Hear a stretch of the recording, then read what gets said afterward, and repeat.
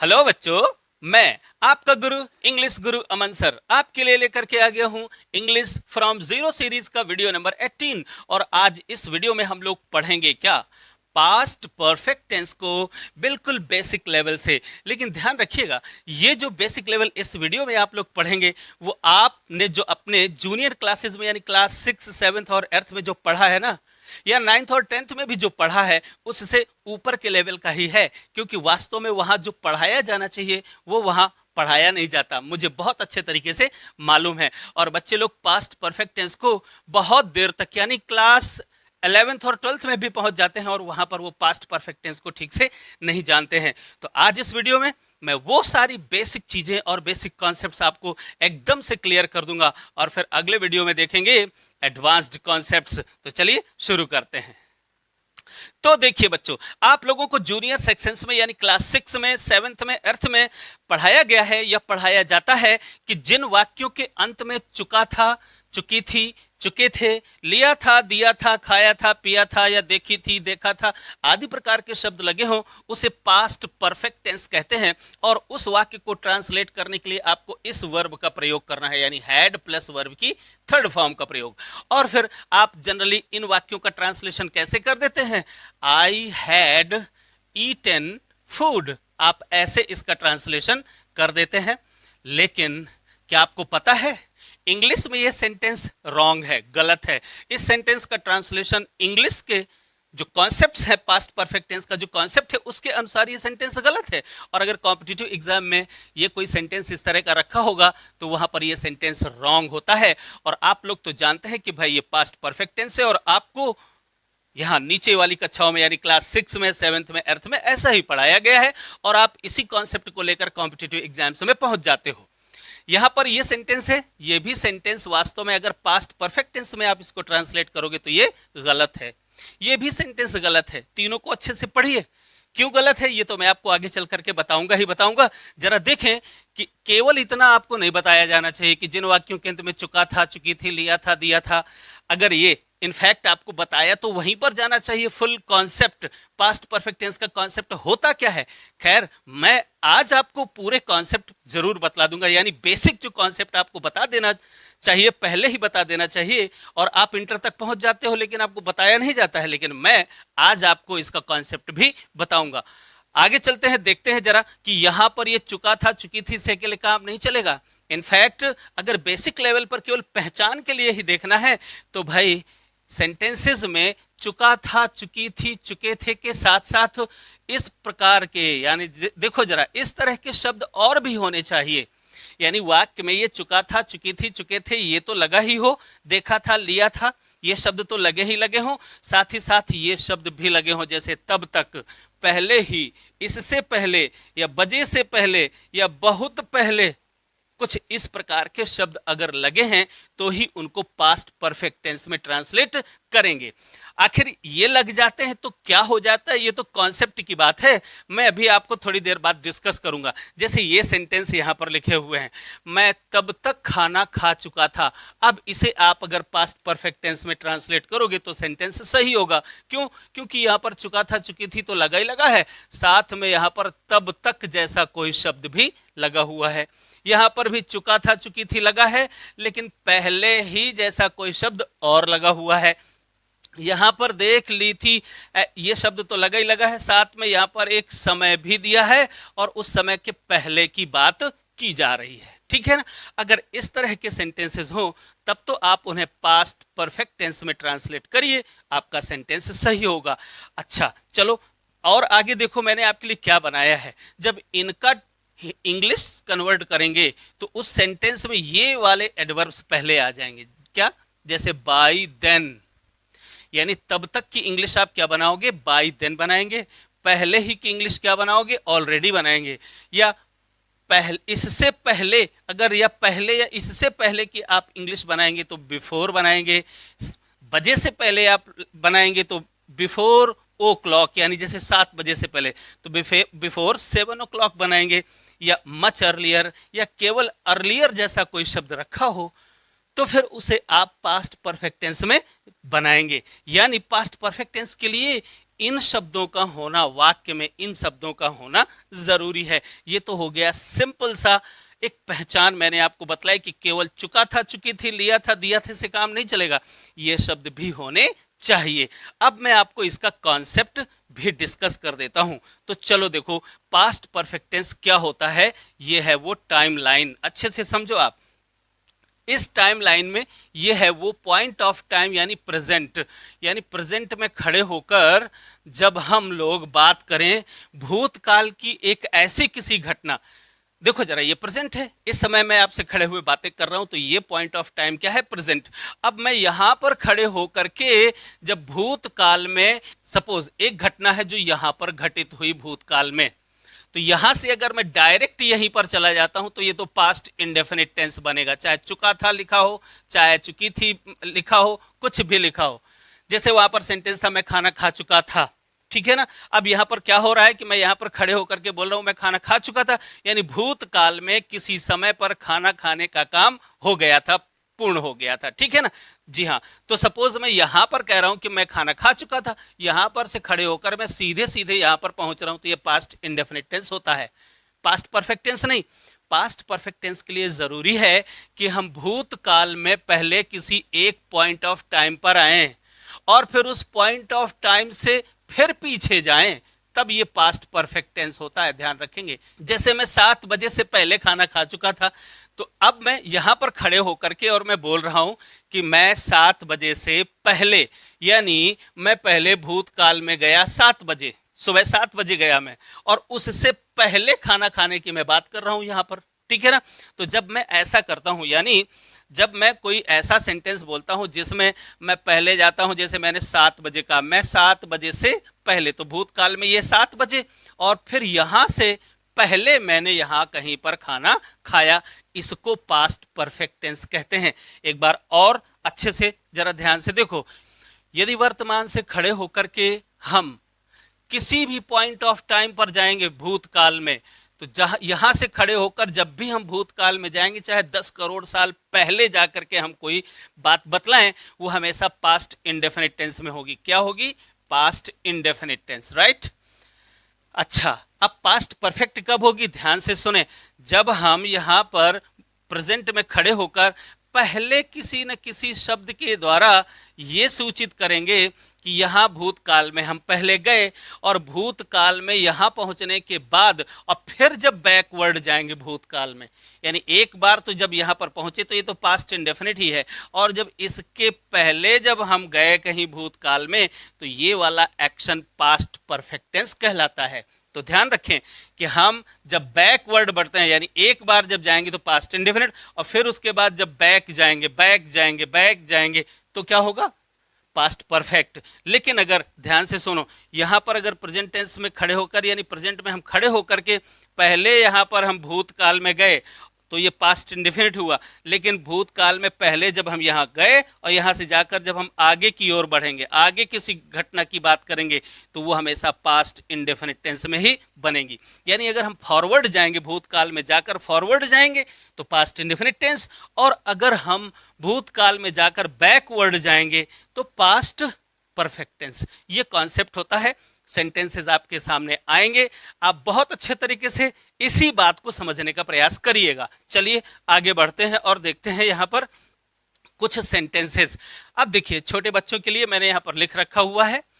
Affirmative sentences का जब हम ट्रांसलेशन करते हैं तो क्या करते हैं भैया, सबसे पहले सब्जेक्ट लाते हैं, सब्जेक्ट के बाद फिर हेल्पिंग वर्ब आएगी, हैड, जो पास्ट परफेक्ट टेंस की हेल्पिंग वर्ब है, और फिर इसके बाद वर्ब की थर्ड फॉर्म, यानी वहां उस सेंटेंस में कोई एक्शन यानी काम हो रहा होगा, उस वर्ब की थर्ड फॉर्म लगाएंगे। फिर इसके बाद ऑब्जेक्ट रखते हैं, फिर अदर चीजें रखते हैं। जैसे ये सेंटेंस लिखा है, मैं खाना खा चुका था। अब टाइम लाइन पर ही इसको देखने का प्रयास करते हैं। मैं यहाँ पर खड़े होकर के बोलता हूँ कि भूतकाल में कब खाना खा चुका था, तो भूतकाल में कोई टाइम निर्धारित नहीं है। पता नहीं यहां पर खाया था, पता नहीं यहां पर खाया था, पता नहीं यहां पर खाया था।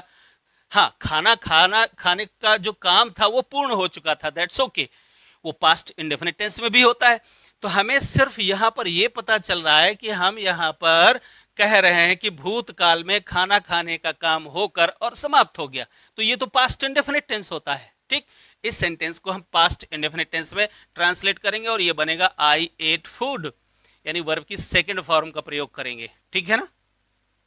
ये सेंटेंस यहां पर ऐसे सही है, अगर हैड ईटन लगा दोगे तो सेंटेंस ग्रामेटिकली इनकरेक्ट यानी रॉन्ग हो जाएगा। अच्छा, अब देखें यहां पर मैं तब तक खाना खा चुका था। अब यहां पर देखो जरा, ये टाइमलाइन है और यहां पर ये प्रेजेंट टाइम है। अब यहां पर प्रेजेंट टाइम में खड़े होकर के मैं बोल रहा हूं मैं तब तक खाना खा चुका था, यानी भूतकाल में किसी समय तक, यानी ये इस टाइम के पहले यहां पर मैं कहीं खाना खा चुका था। ये वाली बात है कही जा रही। जब तब तक लग जाता है, यानी जब हम ऐसा बोलते हैं मैं तब तक खाना खा चुका था, तो भाई कब तक खाना खा चुके थे, यानी किसी समय विशेष से पहले, ठीक। यानी ऐसा अगर कहा जाए तो इस तब तक की इंग्लिश तभी बनाई जाती है बाय देन। क्या बनाई जाती है?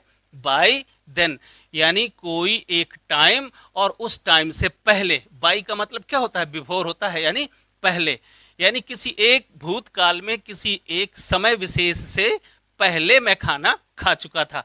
तो ये सेंटेंस बनेगा पास्ट परफेक्ट टेंस में। चलो वैसे ही बनाते हैं भाई।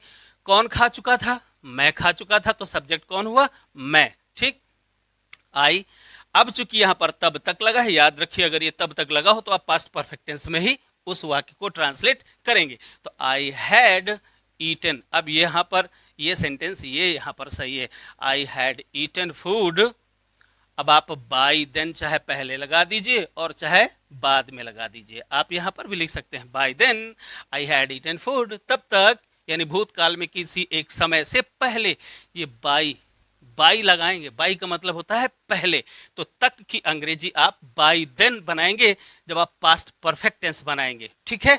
ये अच्छे से आप ध्यान रखिएगा।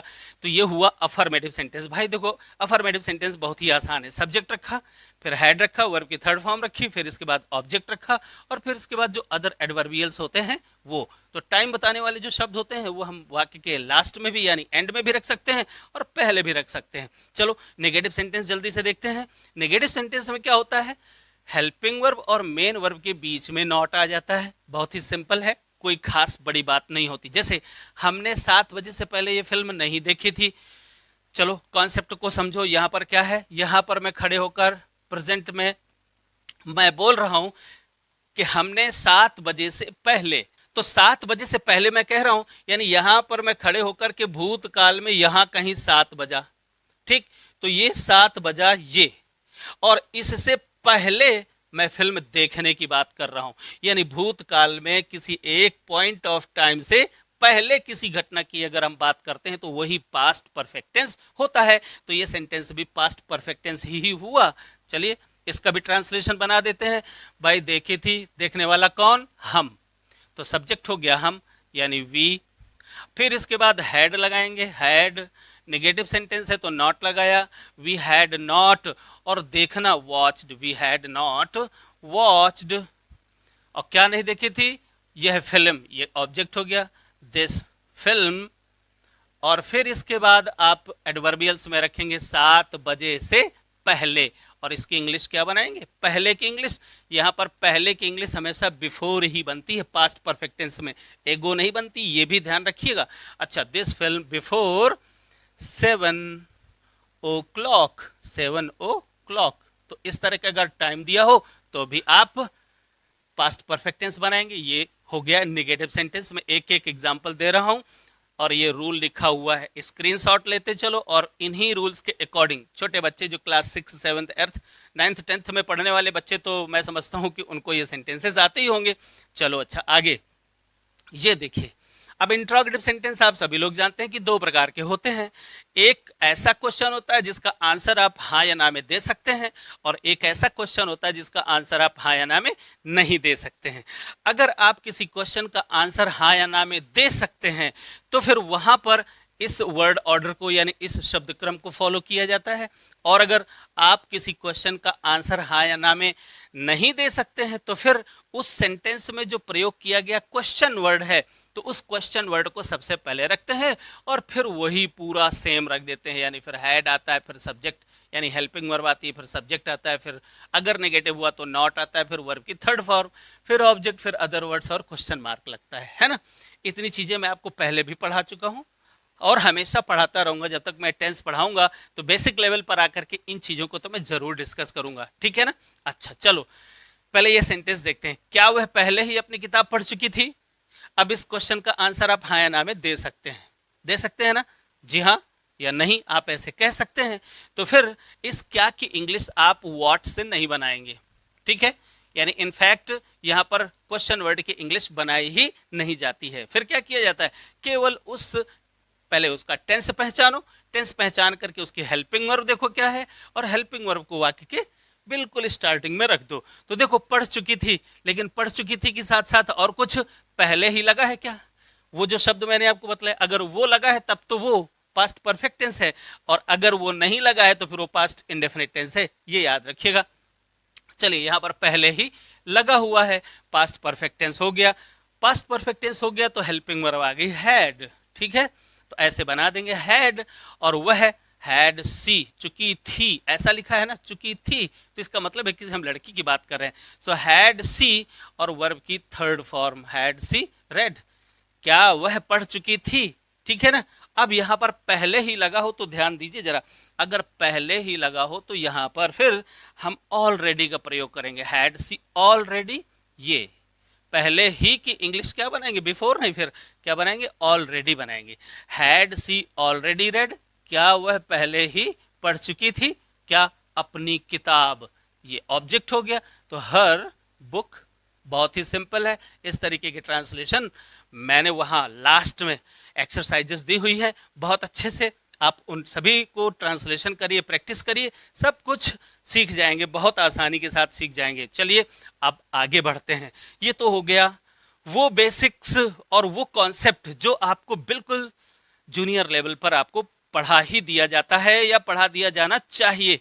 अगर नहीं पढ़ाया गया तो मैंने आपको पढ़ाया, अभी कम समझ में आया हो तो फिर वीडियो को थोड़ा सा रिवाइंड कर लो और फिर से एक बार बातों को सुन लोगे तो फिर आसानी से समझ में आ जाएगा। अब देखिए, पास्ट परफेक्ट टेंस में कुछ विशेष प्रकार के सेंटेंसेस भी होते हैं। जरा यहां पर देखो, यहां पर क्या हो रहा है, उसके आने से पहले, जी हाँ, अक्सर आप लोगों ने अपनी जो एक्सरसाइज देखी होंगी तो वहां पर इस तरह के सेंटेंसेस पास्ट परफेक्ट टेंस में लिखे होंगे, और इन्हीं को आप पास्ट परफेक्ट टेंस मानते होंगे कि भाई जब इस तरह के दो सेंटेंसेस जुड़े हों, कभी पहले से या कभी बाद नामक किसी कंजंक्शन से अगर जुड़े हों तो वही पास्ट परफेक्ट टेंस होते हैं, है ना।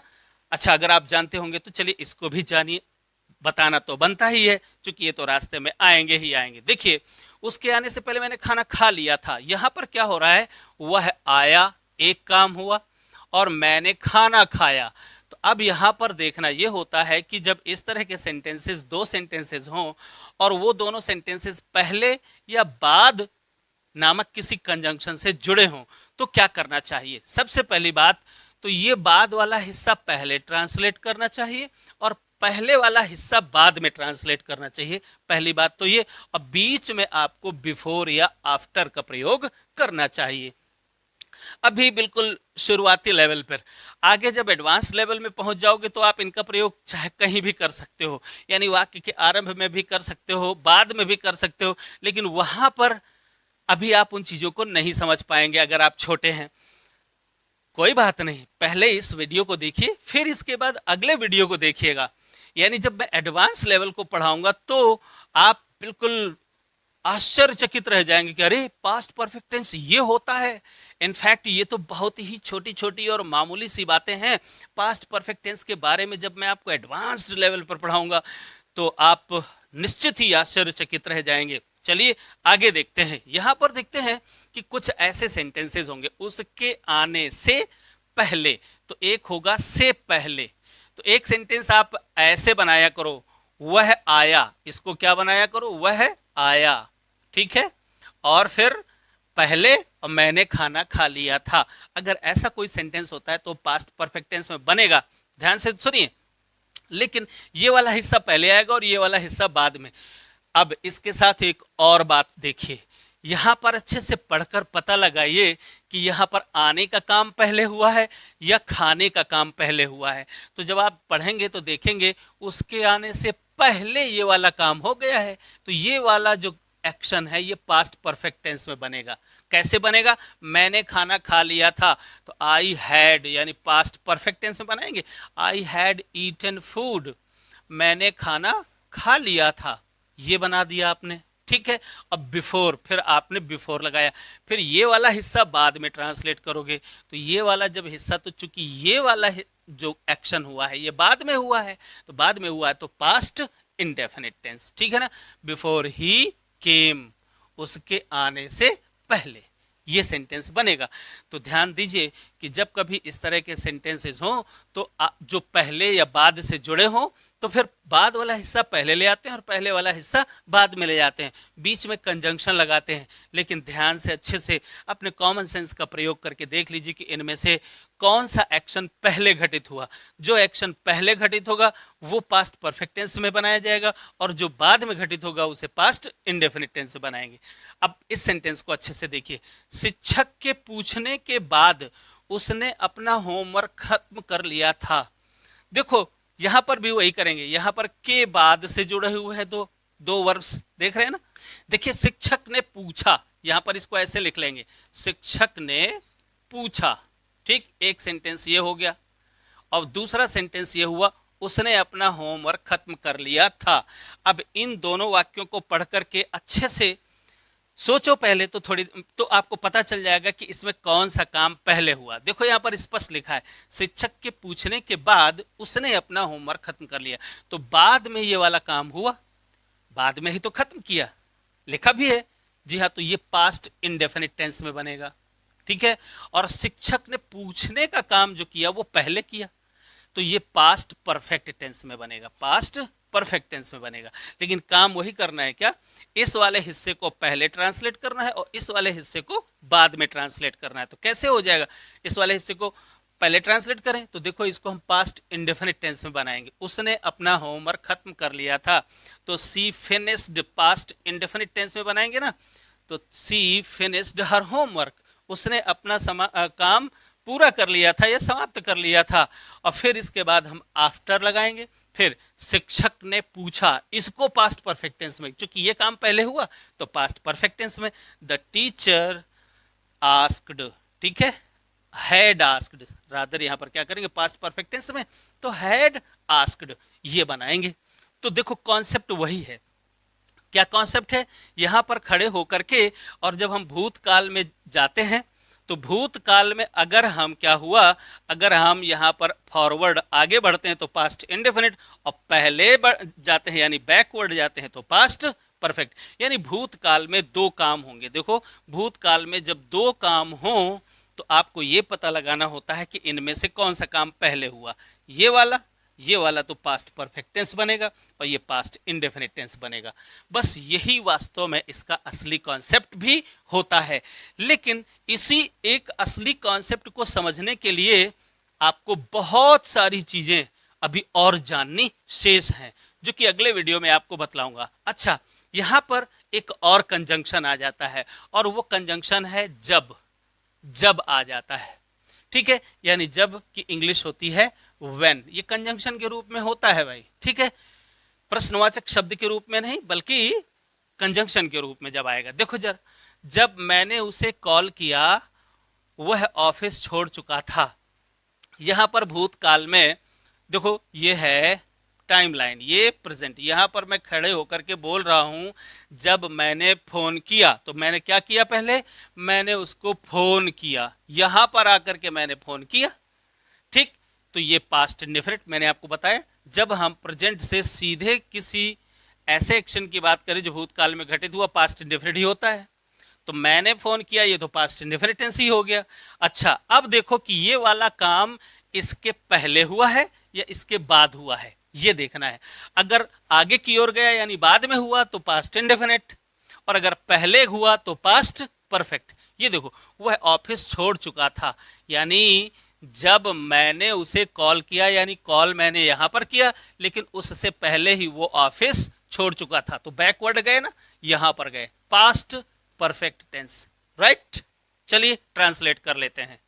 तो ये सेंटेंस बनेगा पास्ट इंडेफिनिट टेंस में। व्हेन आई, और पास्ट इंडेफिनिट टेंस की वर्ब यानी वर्ब की second form.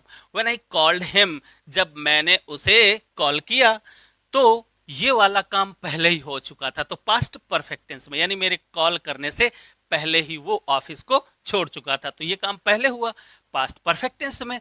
So he had left, देखिए हेल्पिंग वर्ब लगा पास्ट परफेक्ट टेंस की और वर्ब की third form left. He had left the office. बहुत ही सिंपल।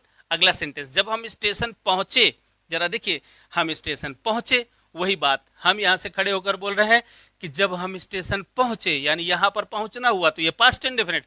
तब तक ट्रेन निकल चुकी थी, यानी पहुंचने से पहले ही ट्रेन निकल चुकी थी, ऐसा ही तो इसको पढ़कर लग रहा है। तो ये वाला काम इस काम से पहले हुआ, ये पास्ट परफेक्ट टेंस में बनेगा। चलिए, तो जब हम स्टेशन पहुंचे तब तक ट्रेन निकल चुकी थी, तो आप ऐसा भी कर सकते हैं, कैसा कि इस वाले सेंटेंस को पहले ट्रांसलेट कर सकते हैं या इसी तरीके से भी ट्रांसलेट कर सकते हैं, व्हेन वी रीच्ड स्टेशन, आप ऐसे भी पहले कर सकते हैं। लेकिन अगर आप चाहें तो व्हेन वाली क्लॉज को बाद में भी रख सकते हैं और इस वाली क्लॉज को पहले रख सकते हैं।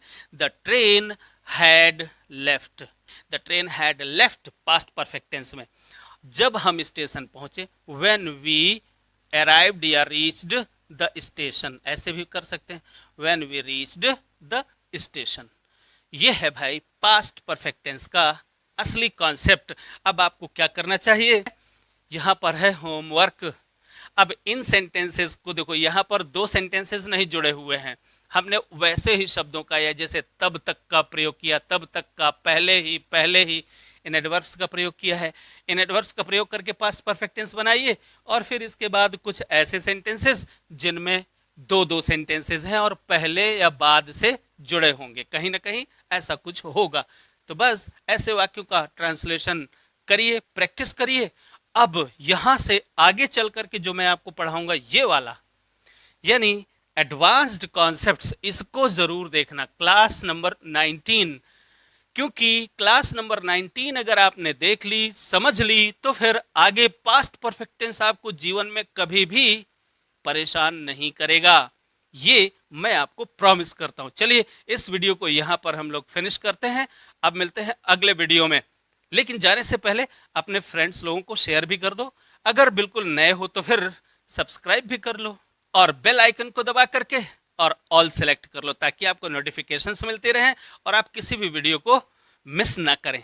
चलिए, अच्छा, मिलते हैं अगले वीडियो में, तब तक के लिए बाय बाय।